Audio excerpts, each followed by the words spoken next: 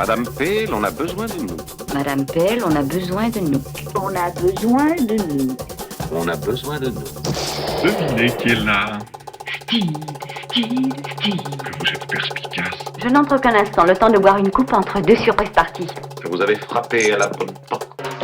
Bonjour et bienvenue dans On a besoin de nous, le podcast français consacré à la série Chapeau melon et bottes de cuir, toujours animé par Eric. Bonjour Antoine, et donc animé par Antoine, bien sûr. Bonjour Eric, et puis bonne année, puisque c'est notre premier épisode de l'année. Et oui, premier podcast de l'année, donc excellente année à toi et excellente année à tous, surtout à tous nos auditeurs, à tous les gens qui nous écoutent sur la page Facebook ou sur la chaîne YouTube. Et pour commencer cette année sous de bons auspices, nous fêtons un anniversaire, les 65 ans. Non, attends, je t'arrête tout de suite Antoine, je suis encore très très loin des 65 ans, franchement.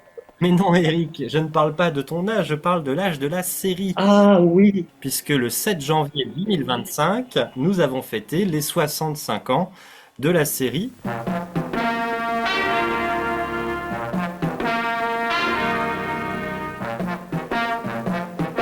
Voilà, le mois de janvier 1961, tout démarre et aujourd'hui c'est les 65 ans de The Avengers.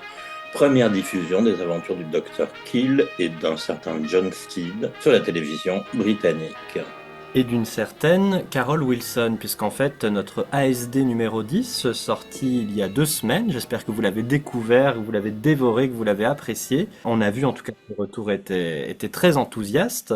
Il arrive à l'heure, puisqu'en fait il traite de cette première saison et des débuts de la série. Donc ce podcast, ça sera l'occasion de répondre à vos questions, de vous débriefer un petit peu cet épisode Carol, et de vous en raconter un petit peu plus sur les débuts de la série, parce qu'il y a beaucoup à dire. Oui. Finalement sur cette saison 1. Ah oui, beaucoup. En fait, il y a eu beaucoup de légendes, on le sait. D'ailleurs, l'épisode d'ASD commence là-dessus. Alors, c'est normal quand un produit n'existe plus. Au milieu de cette légende, on a du coup oublié qu'en réalité, il y avait déjà une fille dans The Avengers. Catherine Gale, elle n'est pas sortie toute casquée de la cuisse de Jupiter, en fait.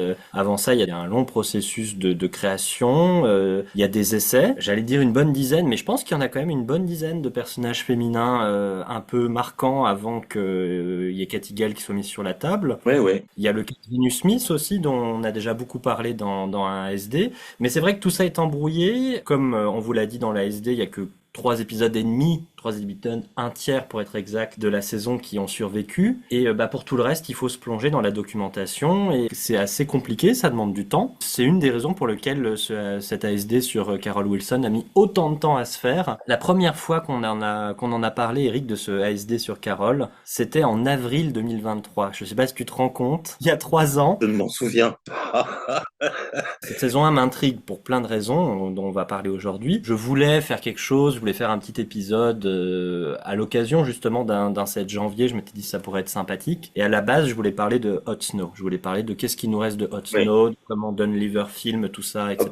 J'imagine très bien quelle a été ma réaction. J'ai dû te dire non mais c'est vraiment pas commercial, on ne s'en sortira pas, personne va écouter Hot Snow, je me connais. Oui. Et donc de fil en aiguille, j'ai essayé de retravailler ce texte sur la saison 1 et puis je l'ai axé autour de Carol Wilson et je t'ai lancé la question un peu impertinente, et si c'était pas la première Avengers Girl? Moi, j'acquiesce totalement. Évidemment, là, j'ai dû adorer l'idée. J'ai dit, ah oui, Carol Wilson, ok, on peut attaquer la saison 1. Puis parce que je pense que ça plaira aux amateurs de la série, qui la connaissent mal et pour cause. On n'a pas beaucoup d'images, quoi. On a déjà assez peu de photographies. Il y en a, mais il n'y en a pas beaucoup. Toi, t'étais assez inquiet par rapport à ça. Tu m'as dit, est-ce que vraiment il y a de la matière pour un ASD? Puis moi, j'ai dit, de toute façon, on va convoquer beaucoup de photos de plateau, de coupures de presse. Donc, c'est pour ça aussi que cet épisode, il a mis du temps à arriver, parce qu'il fallait lister toutes les apparitions de Carol dans tous les épisodes. Moi, je me suis mis à lire les scripts qui restaient. Donc ça, c'était un gros boulot. Donc après, au fil de l'été 2023, puis en 2024, le script, il a petit à petit trouvé sa forme. Une fois que le script était prêt, en fait, on s'est dit qu'on n'allait pas commencer par ça parce que c'était pas assez fort pour lancer la saison 2. Donc il a été décalé. Quand il a été mis sur une étagère, moi je l'ai trouvé perfectible. J'avais commencé justement avec ce truc de légende. Je commençais avec un conte de fées Il était une fois deux hommes dans un Avengers Land, etc. Oui, Je oui, je trouvais que me souviens du premier script, effectivement. Oui, oui, je m'en souviens, mais c'est vrai qu'on l'a relu. Moi, je me souviens de l'avoir lu très souvent, plusieurs fois, effectivement, j'ai souvenir. Comment bien faire comprendre cette histoire de légende et qu'en fait, non, il y a une réalité et pourquoi, etc. Oui, par rapport au ASD, moi je me suis dit en fait au fur et à mesure qu'il fallait qu'il y ait un côté enquête, il fallait qu'on rende compte du côté lacunaire de la saison 1, parce que c'est ça qui nous intrigue aussi, donc je l'ai largement réécrit dans ce sens-là. Et puis pour le rendre plus vivant aussi, on a décidé d'enregistrer des dialogues, donc de reconstituer des scènes. Bah, moi, je me souviens très bien à l'époque, j'avais trouvé ça un peu ambitieux. Tu cherchais aussi avec des copains qui pouvaient faire du théâtre, ou etc. Je dis, attends, ça va être très compliqué. Il faut faire ça entre personnes qui se connaissent bien, qui soient totalement détendues. Et donc, ben, ça s'est terminé entre copains, bien entendu, copains et copines, parce qu'il nous fallait bien une Carole. Et voilà. Et bon, c'était finalement, ça a été très sympa. Ça, je pense que il en reste des traces, vous allez pouvoir les entendre. Voilà, ça on en parlera parce on vous a prévu et un petit making of et surtout un gros bêtisier. Ouais, ouais, puis il y en a même beaucoup plus que ça parce qu'en fait on avait fait des premières répétitions avec Joris et moi-même, on n'était pas certain de lequel jouerait Kill et lequel jouerait Steed.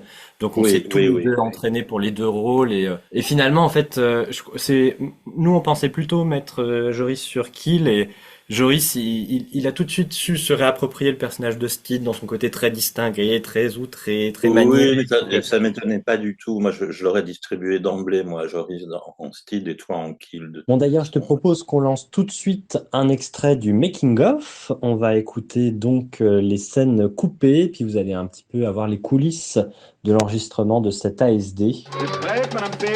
Prête, si vous l'êtes. C'est parti.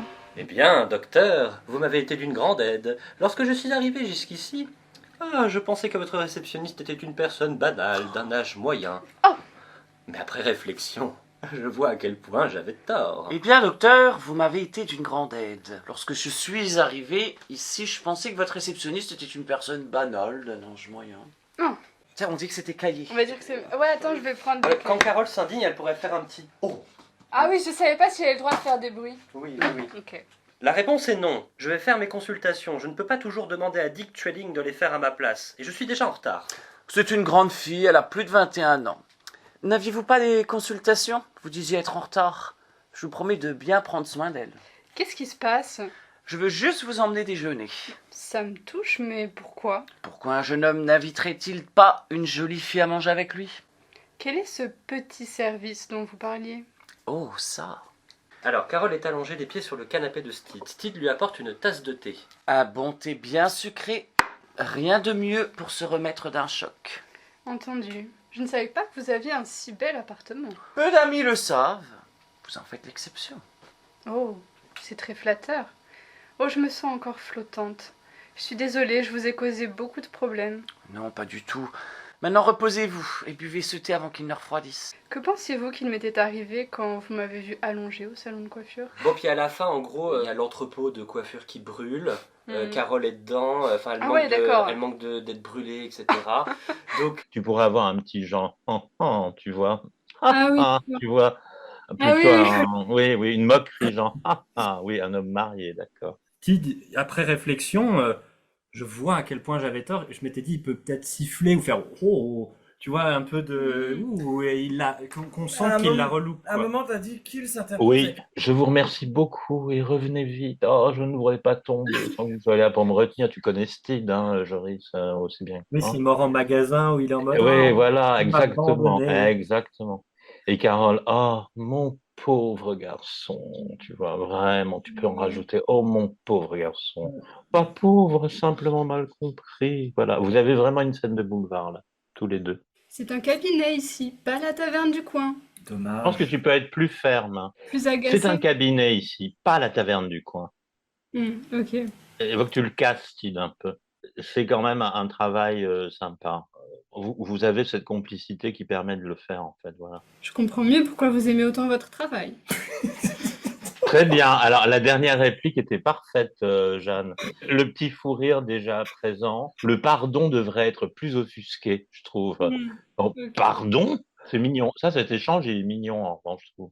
Alors, moi, j'aimerais bien, Carole, que Jeanne, tu mettes un peu plus d'interrogations dans le S dangereux, par exemple.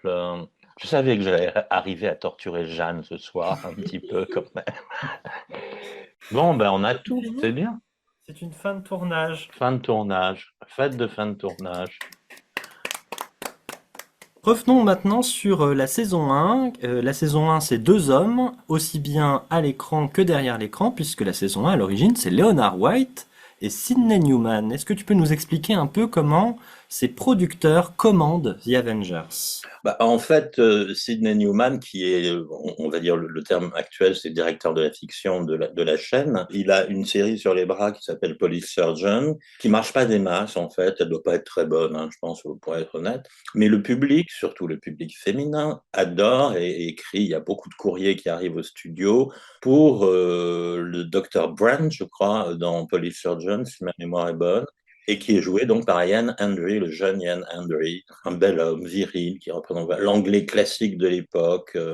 Et ils veulent construire un truc autour de lui. Alors, je ne sais pas comment leur est tombé, mais c'est Sidney Newman. Il a une idée d'un titre, The Avengers, mais il ne sait absolument pas ce qu'il y a dessous. Leonard White, le producteur, va lui commencer à développer un sujet. Ils se sont débarrassés de Police Surgeon, je pense, parce qu'il y avait la figure de Julian Bond qui commençait à les embêter. C'était une série créée et conceptualisée par Julian Bond. Bond ne voulait pas que quelqu'un récupère son concept, donc ils ont fait leur truc dans leur coin. Mais ils ont gardé cette figure du docteur qui est proche du peuple anglais. Et ça, c'est quelque chose qui va être la base du tricotage. Le cap, c'est ce Dr. Kill, en fait. C'est vrai que le double scénario d'ouverture, on a 2 épisodes d'ouverture, présente donc le Dr. Kill, dont la fiancée est tuée par des trafiquants de drogue, d'où le titre Hot Snow. Snow, c'est de l'argot pour dire cocaïne, en fait. Alors évidemment, le docteur va vouloir se venger, il va vouloir affronter cette mafia. C'est des images que nous n'avons pas hein, aujourd'hui, puisqu'on n'a que le début de cet épisode, en fait, on n'a qu'un tiers. Vers la fin de l'épisode apparaît John Steed, qui sort vraiment de l'ombre, on ne sait pas qui c'est, mais qui dit « je vais vous aider, on va y arriver ». Et il termine tout ça dans le 2e épisode. Premier épisode écrit par Brian Clément, on le souligne. Il venge la fiancée, voilà. Après, il faut continuer avec cette mouture où on se retrouve, moi ce que je garderai en tête, c'est on se retrouve avec un agent secret et un civil, un docteur en fait. Voilà. Leonard White va continuer à développer avec cette idée d'un professionnel qui travaille avec des amateurs. On sait que ça va aller très loin parce que le terme talented amateur, on va le retrouver en saison 4. On va très vite se rendre compte que les scénaristes s'intéressent davantage à l'agent secret. Sais-tu, Eric, tu le sais parce que c'est toi qui me l'as rappelé en préparant cet épisode, que Dr. Kill, you are needed.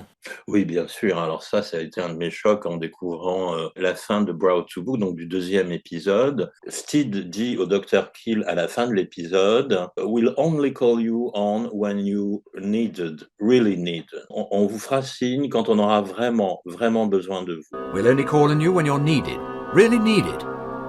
Well, Doctor, here's to our next encounter. Alors ça, c'est dingue, parce que c'est Brian Clément qui a écrit ça. Et évidemment, on va le retrouver en saison 5 avec le fameux Mrs. Peel, We're Needed. Pendant toute la période de la saison 4, 5, 6, ils n'arrêtaient pas de se retourner vers les saisons 1, 2, 3 et d'aller repiocher dans les scripts. Ils avaient l'impression que ces saisons contenaient une magie, en fait, qu'ils essayaient de retrouver. Mais c'est vrai que c'est troublant, on en reparlera à d'autres occasions, mais il y a un épisode des New Avengers, on va pas dire lequel, qui est littéralement le script d'un des épisodes de la saison 1, donc c'est oui, et qui n'est même pas de Brian Clemence, en plus, c'est ça qui est drôle. Hein. En travaillant sur cette émission, tout à l'heure, j'en ai noté un autre, mais je me souviens plus lequel c'est, qui fait furieusement penser à Meurtre à épisode, en fait, tout simplement.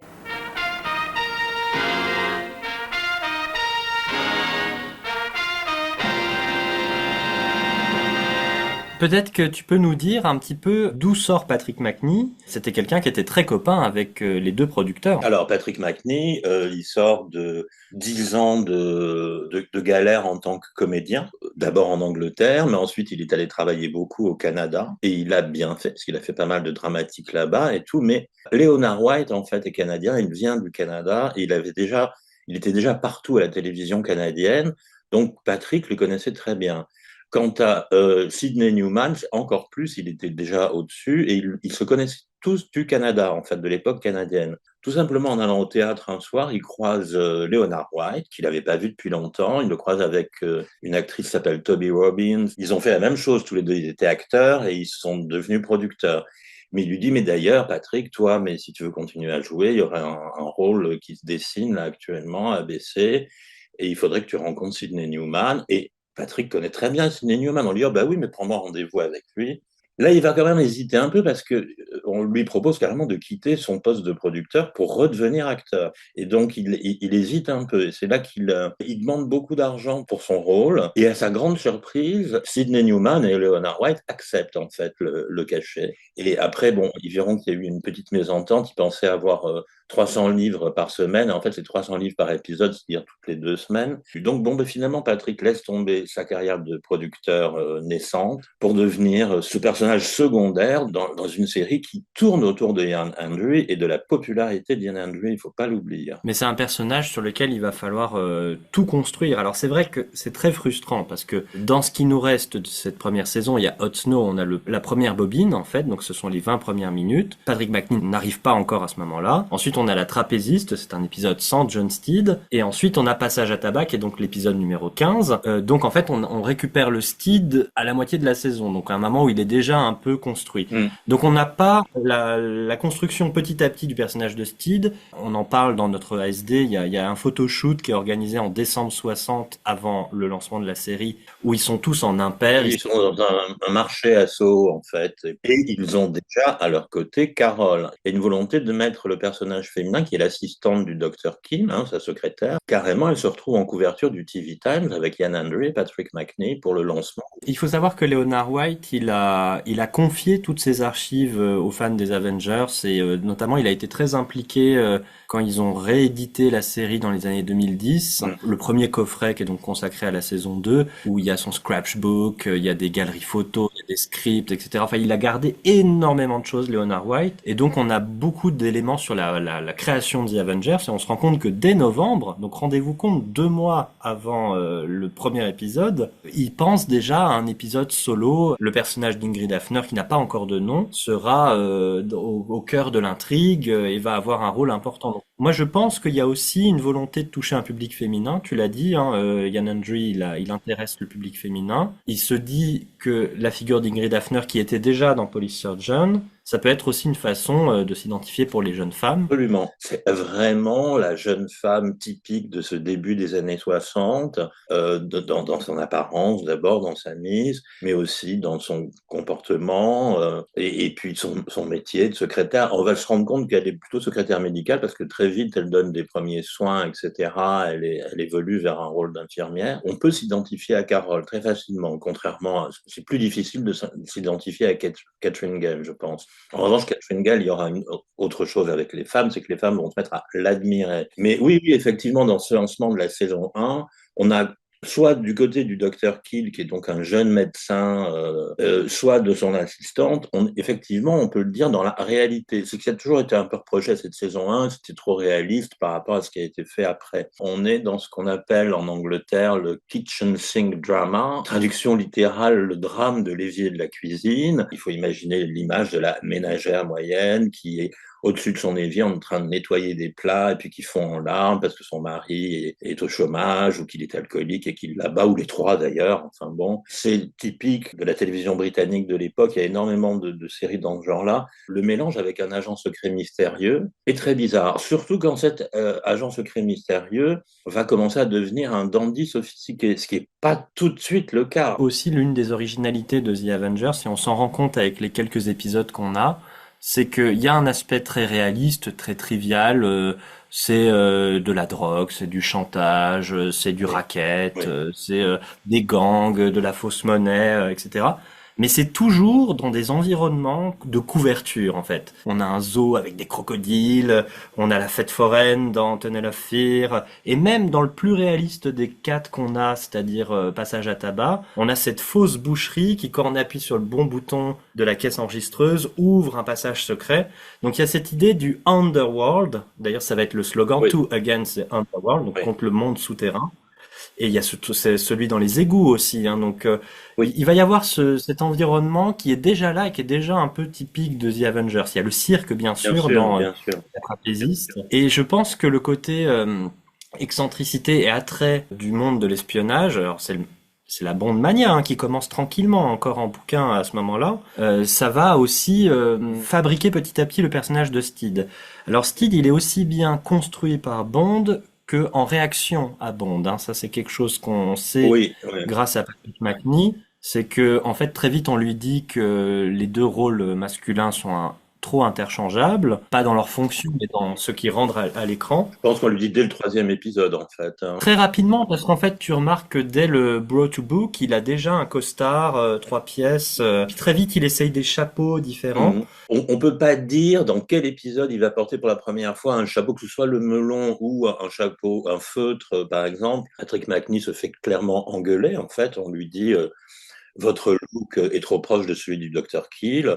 On fait pas la différence entre vous deux avec vos impairs et tout, ce qui est pas faux, hein, on peut le dire. Vous n'arrivez pas à vous imposer face à lui, ça va pas du tout, il faut que vous fassiez quelque chose. Il le prend très mal, hein, il est pas content, hein, il rentre chez lui après la journée de travail. Et donc, quand il va arriver pour l'épisode suivant, et je pense que ça doit être vers le 4e, en fait, hein, c'est difficile à prouver, voilà. Il a totalement changé son look en s'inspirant de son père, qui était un dandy également, un jockey, mais un spécialiste des chevaux, mais aussi un dandy. Il va s'inspirer de Scarlett Pimpernel et tout ça. Bon, on reparlera de tout ça en détail un jour sur Patrick Macnee, je pense tout simplement, quand on parlera de lui en détail. Mais donc là, il va imposer ce nouveau personnage de John Steed, et ben, ça va le faire, en fait. Hein. Les studios vont être très contents. De même que les New Avengers ont dû imposer un équilibre entre ces trois personnages, je pense que la question de l'équilibre, elle taraude encore les producteurs en ce début de saison, parce que on se rend vite compte, c'est l'épisode 3, la racine carrée du mal, Square Root of Evil, c'est quasiment déjà un épisode sans kill, en fait. John Steed qui va s'intégrer dans un milieu de faux monnayeurs, va attaquer un criminel qui s'appelle le Cardinal, et il a déjà un chef qui s'appelle Five, alors c'est pas One Teen arrivera un peu plus tard, et puis Kill, il arrive à la toute fin de l'histoire. Le suivant, qui est Crescent Moon, pareil, c'est Steed qui est aux Caraïbes, et donc à la fin, il y a Dr. Kill qui est présent et qui va jouer un petit rôle, mais très vite, il y a cette tentation de vouloir se rapprocher du volet plus espionnage. Oui, et donc d'utiliser plus Patrick Macnee que Ian Hendry. Et ça va pas lui plaire à Ian Hendry, j'imagine. Il faut en parler un peu d'Ian Hendry, c'est un sacré caractère, Ian Hendry. Alors, Patrick Macnee l'aimait beaucoup, hein. Il en a toujours parlé avec un petit peu une larme au coin de l'œil, il aimait beaucoup son Ian, mais il était difficile à supporter, à mon avis. Alors, ils avaient un point commun, c'est qu'ils picolaient tous les deux toute la journée, donc du coup, ils devaient être assez en phase, quoi, je veux dire. J'imagine fumer aussi comme des pompiers, ça va sans dire. Ian Hendry, de toute façon, tape du poing sur la table dès le premier épisode en décrétant que les scripts sont nuls. On a cette anecdote formidable, quand ils sont en train de lire, de répéter le premier épisode, il se lève au bout de 3 minutes, il déchire le script, il fait c'est de la merde. Il avait une relation avec les équipes créatives et d'écriture qui était très volcanique, Ian Hendry. Hein. Ian Hendry treated them as hacks, which was a brilliant idea because it stirred them up. It made them furious. So everybody came in with their creative juices very highly developed. And he would sit down. I once saw him take a script and tear the whole lot out and start writing it from page 1. We only had 10 days rehearsal. C'est vraiment un homme de caractère, Ian Hendry. Il n'était pas facile. Peut-être qu'il était difficile à supporter pour les producteurs aussi. Mais bon, il y a dû y avoir une demande pour qu'il ait eu son aventure à lui, quoi, parce qu'il voyait Steed mener ses aventures et lui, toujours pas. Donc il y a un épisode qui débarque et qui le met en avant. On aura un deuxième avec Meurt au bout du monde, The Far Distant Dead. Absolument, pareil, où il a une formidable partenaire féminine. Une fois de plus, on forme un duo homme-femme hein, dans cet épisode. Des difficultés à équilibrer ce duo. Et en fait, ce qui va venir accélérer toutes les choses, c'est la grève. Oui. C'est qu'en fait, le 31 octobre 61, au terme de 26 épisodes, le show s'arrête parce que les acteurs sont en grève. Alors que normalement, ils avaient l'intention de continuer à plus d'une trentaine. Hein. Ah oui, je crois qu'il y en avait 39 qui étaient prévus ou quelque chose comme ça. Et là où White avait l'intention de faire une transition douce vers de nouveaux personnages féminins, dont Venus Smith, bah le fait qu'il y ait cette grève et que à l'issue de cette grève, du moins pendant cette grève, Ian Hendry dit qu'il ne reviendra pas, bah ça a accéléré tout leur plan en fait. Comme d'habitude, du côté des acteurs, ils savent pas ce qu'ils vont devenir. Bon, Ingrid Lafner, elle est mise sur la touche parce que son personnage ne reviendra pas. Mais Patrick Macnee, dans sa tête, il a l'impression que lui aussi va être mis sur la touche et que tu as retrouvé récemment des documents sur la fameuse strike, sur les grèves des acteurs. Tu as retrouvé ces interviews de Patrick Macnee, justement, où on se rend compte qu'il y a cette peur que tout s'arrête, quoi, et il sait pas ce qui va devenir. Il dit qu'il a déjà plus d'argent et que il se demande si la série va continuer. Mais du côté de la production, c'est pas du tout le cas. Eux, ils savent qu'ils vont reprendre. Bien sûr, la grève, elle va avoir une fin. Ils vont reprendre et ils veulent reprendre The Avengers. Et effectivement, Leonard White, il a le cerveau qui bouillonne d'idées pour la suite. Et déjà, on le voit dans la saison 1. Parce qu'effectivement, il y a plein de galops d'essai pour des personnages féminins pré-Cathy Gale. Ils ont une liste à l'après-vert de celles qui existent. Dans The Springer, tu m'as dit qu'il y avait un personnage, une agente. The Springers, en fait, One Ten sait que John Steed doit infiltrer un collège de jeunes filles, donc il dit je vais vous envoyer de mes jeunes agents féminins pour vous aider à vous infiltrer. Et donc, en fait, il a une partenaire qui s'appelle Mélanie. On voit bien ce qui se passe dans la tête de White. Il crève d'envie depuis l'épisode Dance with Death. Il a vu comment Steed fonctionnait avec Angela Douglas, notamment. La production va adorer la prestation d'Angela Douglas. Tout de suite, il avait dit, la jeune chanteuse de cabaret qu'on veut créer pour la suite, ça pourrait être Angela Douglas, en fait.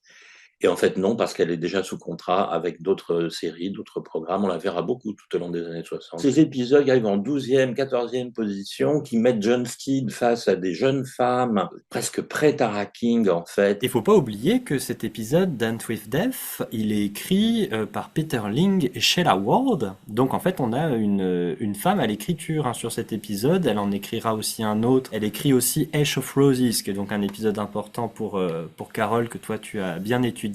Bien sûr, je l'ai même revu hier soir. Alors, évidemment, les gens vont se demander, mais comment il l'a vu puisqu'il n'existe plus?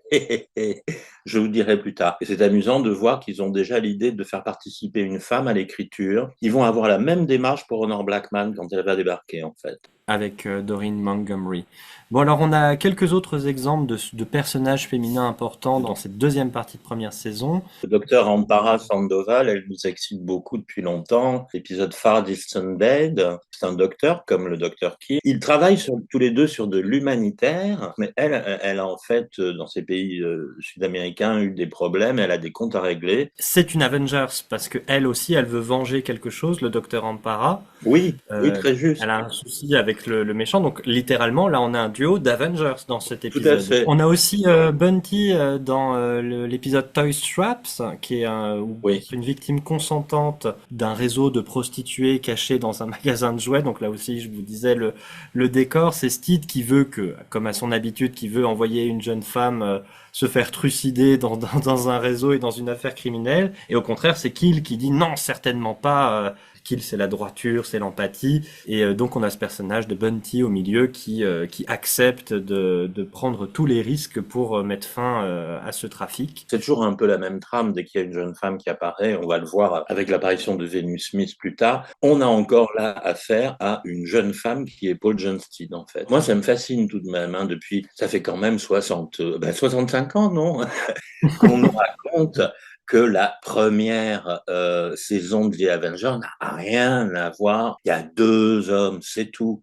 En fait, non, pas du tout. Quand on met les mains dans le cambouis, comme tu le fais et comme je le fais, et comme beaucoup d'Anglais l'ont fait, on en parlera tout à l'heure, on va à la découverte de grosses surprises. Puis, c'est peut-être assez logique si on réfléchit bien, ça me vient comme ça sur l'instant, mais à partir du moment où on s'inspire de Ian Fleming, le fait qu'il y ait des personnages féminins forts très souvent, c'est pas surprenant. Et Hitchcock. Et Hitchcock, pareil, la même chose. Hitchcock's héroïne, James Bond Girl, donc évidemment on les retrouve dans Chapeau melon. Alors décharge de ceux qui avaient dit que c'était une saison très masculine entre 2 hommes, etc. C'est vrai que le passage à tabac, qui est l'épisode le plus ancien qu'on avait de la saison 1 et qui jusqu'en 2001 est le seul qu'on possède, c'est à peu près l'image qu'il donne quand même. Donc c'est vrai qu'on aurait pu, à partir juste de cet épisode-là, avoir un miroir tronqué de cette première saison, mais qui du coup pouvait correspondre à ce récit qui s'était construit au fil du temps. C'est un récit facile pour les premiers biographes, en fait, mais dans lequel Dave Rogers ne tombera pas dans ce piège, lui. Et puis donc, ensuite, on a Cathy Gale. Alors, on va pas rentrer dans les détails, on aura l'occasion de reparler de la création de Cathy Gale, mais en 2 mots... Alors, en 2 mots, c'est difficile, mais on sait qu'on fera un spécial Honor Blackman, de toute façon, un spécial. Ah oui, oui. On reparlera de la saison 2. En 2 mots, Leonard White a vu un documentaire à la télé, je rentre pas dans les détails, mais il a vu un doc avec une femme incroyable, qui a réussi à sauver son bébé d'une attaque de guerriers en Afrique, en partant à cheval avec une carabine et en tuant plusieurs mecs. Il se dit, c'est pas possible, une gonzesse comme ça, c'est ça qu'il nous faut dans The Avengers, en fait, tout simplement.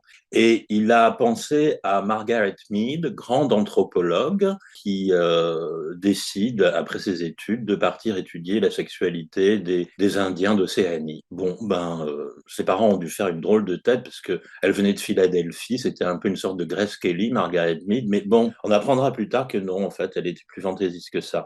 Et il y a aussi Margaret Bourke-White, qui est la grande photo-reporter de Life, et qui a fait des photos légendaires, qui a parcouru le globe, qui a affronté des guerres et tout. Il se dit, ça, plus ça, plus ça, et il va en sortir Catherine Gale, en fait. Anthropologue, photographe, on la voit vraiment au travail, hein, Cathy, et lui va ajouter des choses qui sont un peu vraiment surprenantes. Il va ajouter le fait qu'elle soit capable de se défendre, en fait. Le fait qu'elle fasse du judo, c'est prévu, c'est pas un hasard. Qu'est-ce qu'elle allait faire? Sortir son revolver de sa jarretière, ça, ils l'ont fait, effectivement. Il avait fait un holster attaché à la cuisse, ils l'ont fait 2 fois au moins. Il en a eu l'idée, je pense qu'il avait été inspiré par des bandes dessinées, par des films underground, mais il avait cette idée d'une femme qui soit capable de se défendre vraiment. Et ça, c'est quelque chose qui traîne aussi chez Ian Fleming, hein, parce que son troisième ou quatrième roman, je crois que c'est Moonraker, qui n'a absolument rien à voir avec le film qui en sera sorti. L'héroïne, d'ailleurs, ne porte pas le même nom que dans le film. Elle s'appelle Gala Brandt. Bond dit d'elle qu'il l'a assez capable de lui casser le dos en 3 morceaux. Ça fait très peur des, tu vois. Hein. Donc cette idée, elle traîne dans une littérature populaire aussi, parce qu'il ne faut pas oublier que le personnage de Honey West existe depuis la moitié des années 50. Hein. C'est des romans de gare, Honey West, mais elle fait du judo, du karaté. Déjà. Il a ces idées-là. Ces idées, elles sont pas arrivées par hasard comme on voudra nous le faire croire plus tard. Elle arrive comme ça dans la tête de Leonard White. Le problème, c'est qu'il va avoir du mal à l'imposer à la chaîne de télévision. Même Sidney Newman, je pense, il n'est pas très genre oui, mais c'est bizarre ce personnage, quoi. Ça les inquiète un peu en fait quand même. Hein. Les scripts vont bien montrer très vite que Cathy est plus intelligente que Steed et qu'elle est beaucoup plus cultivée que lui. Donc ce personnage, il sort de la tête de Leonard White. Il faut le dire vraiment. J'en ai marre de lire d'autres choses moi quelquefois hein, quand même. Et puis Leonard White, lui, va quitter la série au milieu de la saison 2. Je crois que son dernier épisode c'est Intercrime. Et ensuite, c'est John Bryce qui prendra la suite. John Bryce qui, lui, était déjà là sur la saison 1. Mais donc, voilà, si jamais on veut découvrir le travail de Leonard White sur la série à travers 3 ou 4 ou 5 épisodes pour les 65 ans, quelqu'un qui veut se faire un marathon Avengers pour les 65 ans, qu'est-ce qu'on lui conseille? Avec ce qui est disponible, bien entendu. Bien entendu, ouais. Voilà, on peut pas vous proposer de voir ce qui n'est pas visible. Mais je sais pas, la trapéziste me semble être un épisode important, non? Moi, je pense que la trapéziste, étape 1. Si vous êtes curieux, regardez les 15 premières minutes de Hot Snow parce que c'est une très bonne introduction. Ça permet tout de suite d'introduire efficacement le personnage de Dr. Kill. Et en fait, ça se coupe pile au moment où Peggy se fait assassiner. Donc ça se coupe, limite, on pourrait commencer avec le titre The Avengers à ce moment-là. Donc c'est une bonne introduction aussi, Hot Snow. La trapéziste, qui moi me semble un épisode très intéressant. Dans ce qui nous reste, c'est l'épisode incontournable. Pourquoi? Parce que Carol est mise au premier plan. On a vraiment de la chance de l'avoir, celui-là. C'est vraiment... Oui, puis avec le décor aussi et tout, les ambitions du tournage, sachant qu'il est en direct. Voilà, ouais. Il dit énormément aussi sur l'histoire de la télévision de l'époque. Ensuite, je conseillerais le Décapode. Comme ça, on découvre le personnage. Alors, Venus Smith, parce qu'il faut découvrir Venus Smith, parce que c'est vrai que tous ces personnages féminins qu'on a évoqués dans la saison 1, je pense qu'ils étaient tous assez proches de ce que sera Vénus, en fait, toutes ces jeunes filles qui viennent des Steed. Le Décapode, il est très sympa, c'est son premier. On voit que la production devient de plus en plus ambitieuse, il est bien foutu. Vous y découvrirez dedans un des frères Robinson, qui n'est ni plus ni moins que le formateur, le professeur de judo d'Honor Blackman, en fait, parce que c'est un épisode qui tourne autour des catcheurs, en fait.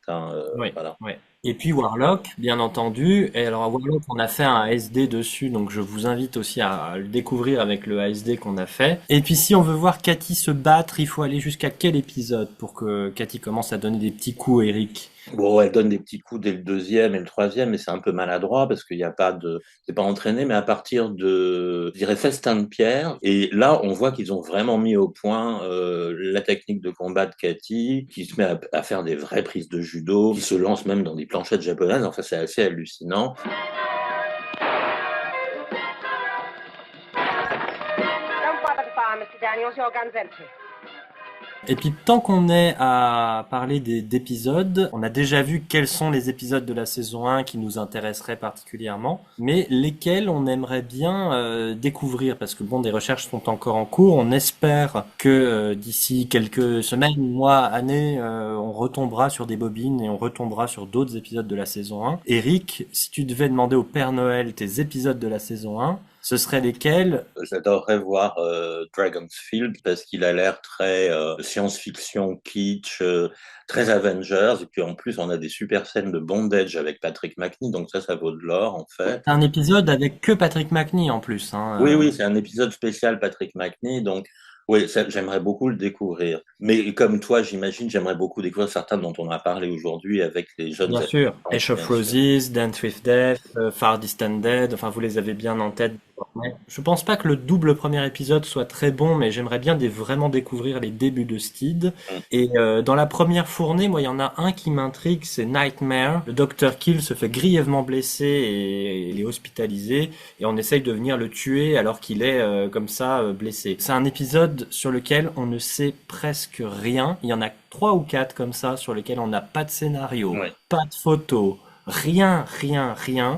Et donc ceux-là sont encore plus alléchants parce que c'est des vrais trous. On a quelques synopsis à partir de coupures de presse. Ouais. On a les souvenirs de diffusion de certains. Dave Rogers raconte certains épisodes dans Complete Avengers et autres. Ce qu'il faut dire aussi, c'est qu'à partir de One for Mortuary, un cadavre pour la morgue, donc le 13e, la production fait appel à John Currar qui est chargé de prendre des photos de sa télévision à intervalles réguliers pendant la diffusion de l'épisode. C'est ce qu'on appelle les télésnaps en fait. Effectivement, c'était un truc, chaque image, t'appuyais comme tu ferais des captures d'écran sur ordinateur, t'appuyais sur un bouton et t'avais un papier qui déroulait tout de suite, bam, la photo sortait immédiatement, mais sur un rouleau, t'avais tout un rouleau de photos, tu pouvais faire toute une scène comme ça, bon. Mais c'est vrai que ces télésnaps, ils sont très précieux et ce sont ces télésnaps, par exemple, qui ont permis de faire les reconstruction briefs qu'il y a dans les bonus des DVD. Vous avez peut-être déjà vu en zappant dans les bonus ces résumés d'épisodes de la saison 1. C'est à partir des télésnaps qu'ils ont été faits. Donc ça, c'est des sources précieuses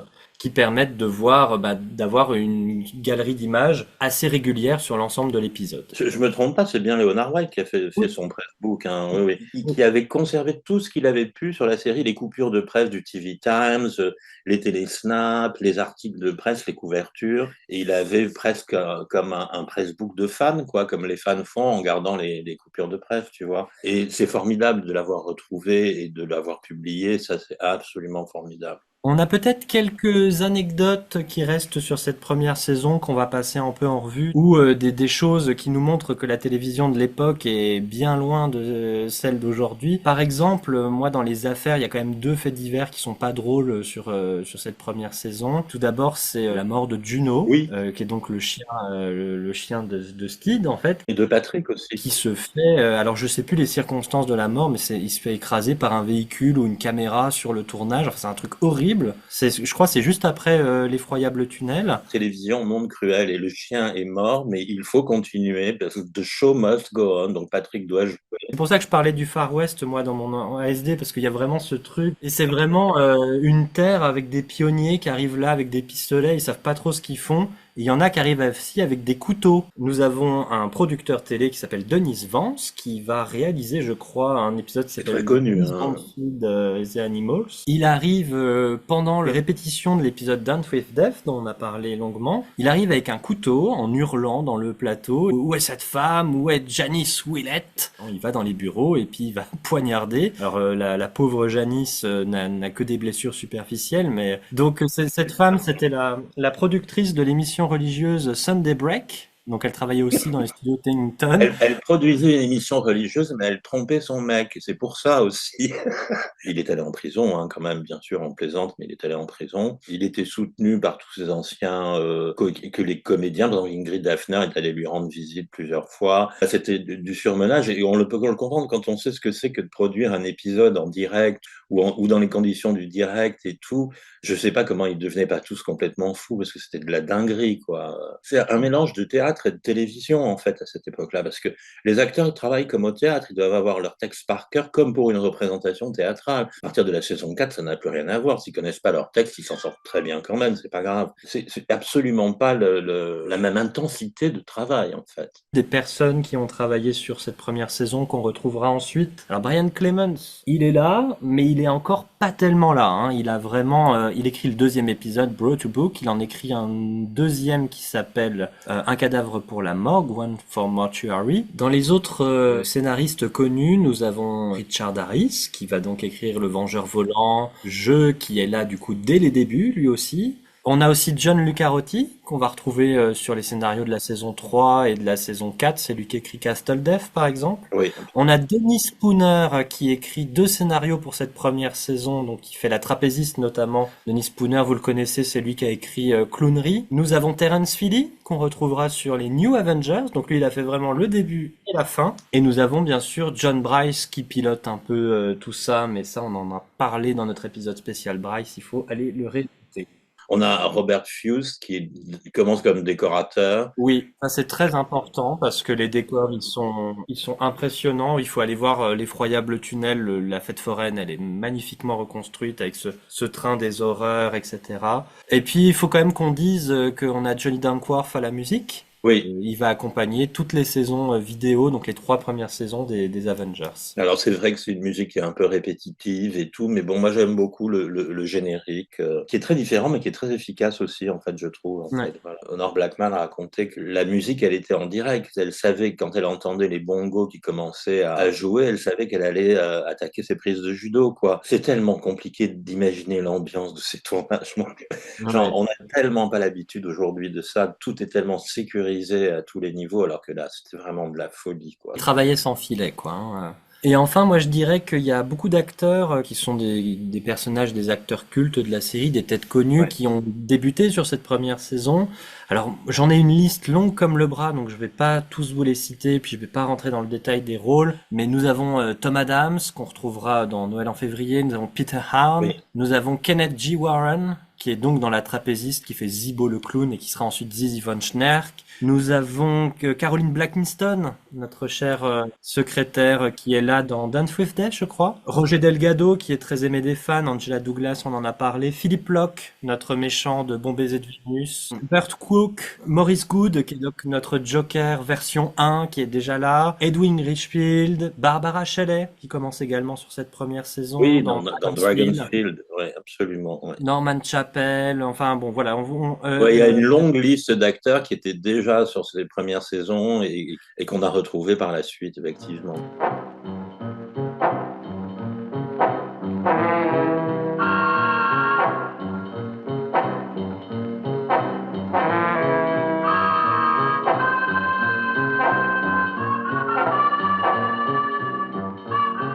Alors, Eric, qu'est-ce qu'on veut recommander sur cette première saison ? Ben, écoutez, moi, je vous recommande, en toute décontraction, de regarder enfin cette première saison. Pourquoi vous l'avez jamais regardée? Oh non, je suis méchant. Évidemment, elle a disparu, on ne peut pas la voir. Donc oui, c'est difficile de vous recommander des produits concernant cette saison. Moi, j'ai envie de vous proposer un truc qui concerne Ian Hendry, parce que c'est quand même lui la vedette de la saison 1. Et c'est un film magnifique, très important, c'est Répulsion de Roman Polanski, dont évidemment Catherine Deneuve est la jeune héroïne, et dans lequel Ian Hendry a un rôle important, le petit ami de la sœur de Catherine Deneuve, et Catherine Deneuve vit chez sa sœur, donc elle vit avec son beau-frère. Il représente quelque chose comme la masculinité, la virilité dans cet univers. Voilà, je vous recommande un très beau film que vous trouverez. Il doit y avoir de très belles éditions de Répulsion. Et puis, non, il y a autre chose que je veux vous recommander, c'est, vous demandiez comment j'ai pu voir Ashes of Roses, mais je l'ai pas vu, je l'ai écouté simplement parce qu'il y a une boîte anglaise qui s'appelle Big Finish, qui depuis des années maintenant fait des audios, alors vous pouvez les acheter en CD, hein, c'est des très jolis produits, où les épisodes sont reconstitués, ceux qui ont des scripts bien entendu, ceux pour lesquels on a les scripts, c'est-à-dire que ceux qui n'ont pas de script, ce sont des nouveaux dialogues. En l'occurrence, Ashes of Roses, ils ont le script et donc ils reconstituent l'épisode. Je l'ai vu hier soir. J'ai été bluffé, j'ai cru que j'allais m'ennuyer à mourir, moi, avec vieux trucs radiophoniques. Bon, en anglais. Le fait est qu'au bout de 10 minutes, j'ai été, dès que Carole entre en action, en fait, j'ai été happé par l'épisode, j'ai découvert que mais vraiment, elle avait déjà tous les atouts d'une Avengers Girl. Je vous recommande d'une manière générale le travail de Big Finish. Vous tapez The Avengers Big Finish, vous allez voir, il y a un nombre de produits incroyables, les reconstitutions de la saison 1, mais aussi des adaptations des bandes dessinées, de la série, enfin bon. Même Linda Thorson a participé à des épisodes chez Big Finish. Un grand bravo parce que c'est un super boulot. Le son, tout est parfait, vraiment. Les acteurs qui jouent, John Steed, Dr. Kill et tout, ils sont tous absolument formidables, vraiment. Have a drink. Thank you. I never drink before lunch. Oh, nonsense. Gives you an appetite. And ruins your palate.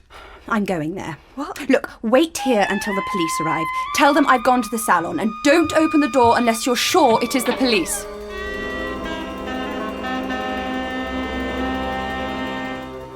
Pour mes recommandations, je vais déjà vous faire un petit point, parce que c'est une question qui revient souvent de la part de nos membres et de nos spectateurs.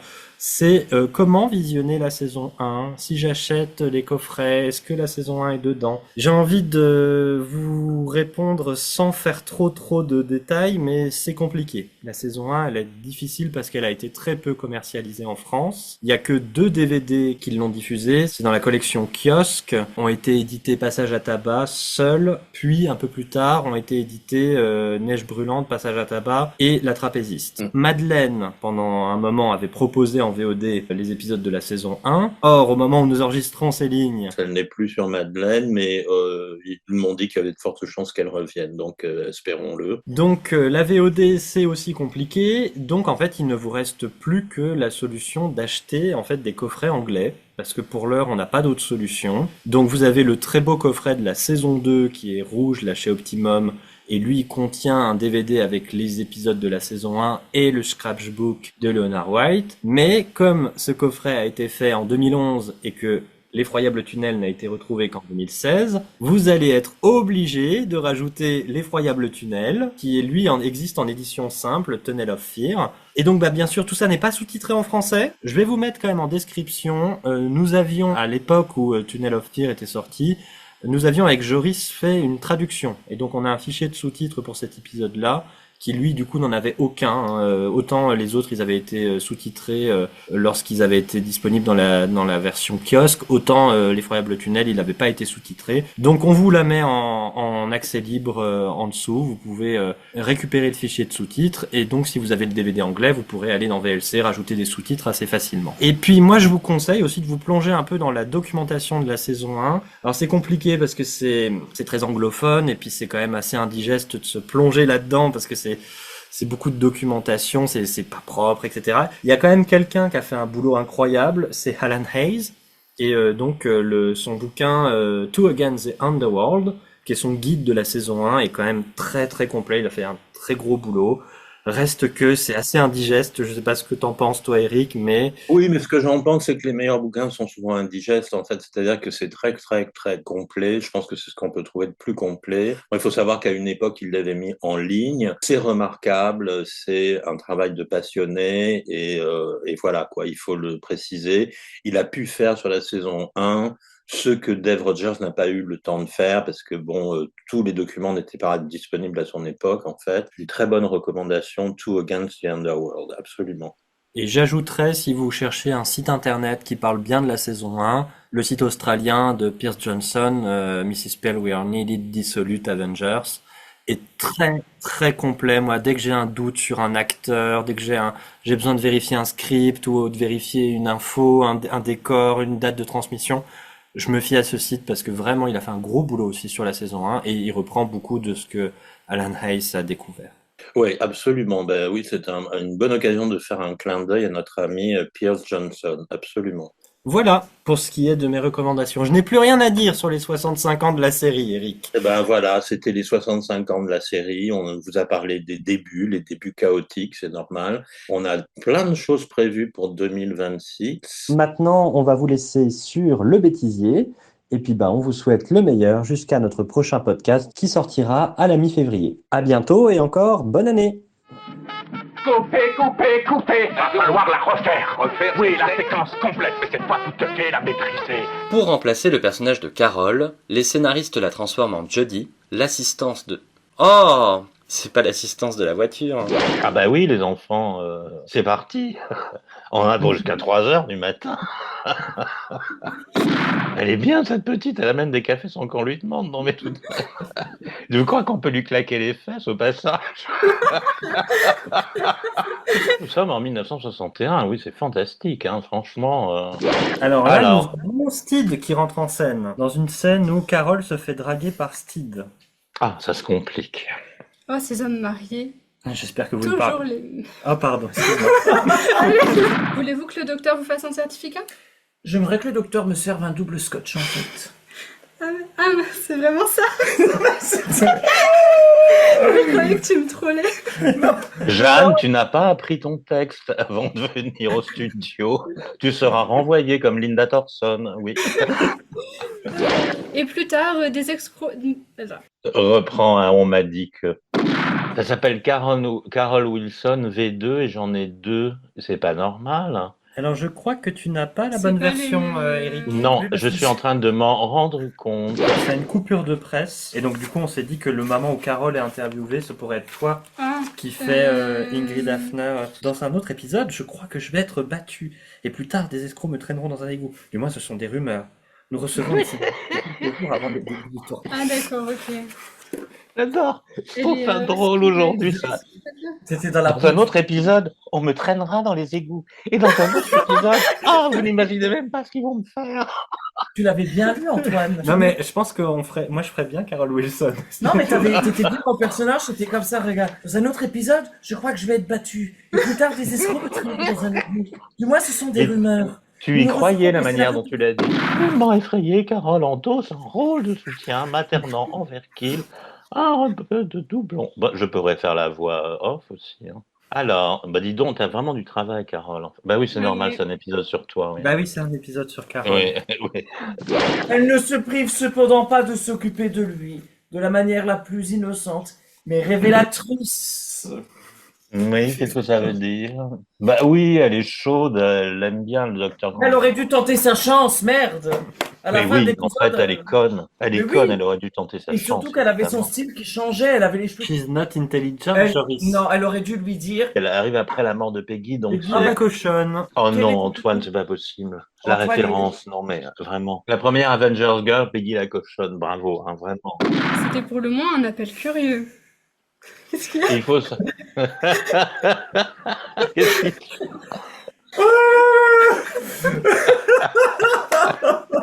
Non, je vois comment tu dois jouer le personnage. C'est un petit fou rire, excusez-moi les chants. Pas de fou rire sur les plateaux. Les fous rires en plateau, ça fait perdre un temps considérable. Je vous le dis tout de suite. Les metteurs en scène, quand ce genre de Pardon, choses Eric, arrive, les metteurs en scène hurlent sur les comédiens. Mais vraiment, ils les insultent, en fait. Pas de fou rire. C'était pour le moins un appel curieux. Il faut...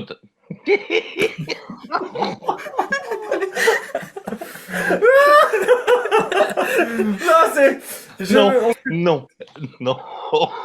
On repart. On va recommencer. On reprend. Carole. C'était pour le moins Non. Tu veux sortir? Non. Tu veux sortir Non, il faut- le temps qu'on fasse la Non, scène? Parce que là, tu t'es pas... Bon, attends, il n'est pas dans la scène, il a qu'à Oui, sortir. tu peux sortir. Non, c'est bon, on le fait. Non, c'est bon, c'est juste que ça avait besoin de se... Mon Dieu. Bon, je prends sur moi. On y va. Jeanne, on y va. C'était pour le moins un appel curieux. Il faut attendre à ce qu'il en reçoive bien d'autres. Tenez-moi au courant s'il est absent. Je serai toujours là pour les remplacer. Non. Tu reviendras Dehors, quand ça dehors. sera calmé. C'était pour le moins un appel curieux. C'est à toi, Eric. Il faut s'attendre à ce qu'il en... C'est lui maintenant qui l'a. T'as contaminé tout le monde. Mais non, mais c'est horrible. Non, mais ça Je devient te l'ai comme ça. expliqué. Je t'assure, j'ai des souvenirs de plateaux télé où les metteurs en scène qui sont en régie, en fait, on les voit pas, ils sont dans la régie avec les caméras, mais ils insultent les comédiens. Vous arrêtez, mais vraiment comme des mômes, quoi. On va passer cette scène, je vous propose. Voilà, si on fait Non, ça... on fait la scène, allez, faites-la, maintenant je suis guéri, c'est bon. T'es sûr? Oui.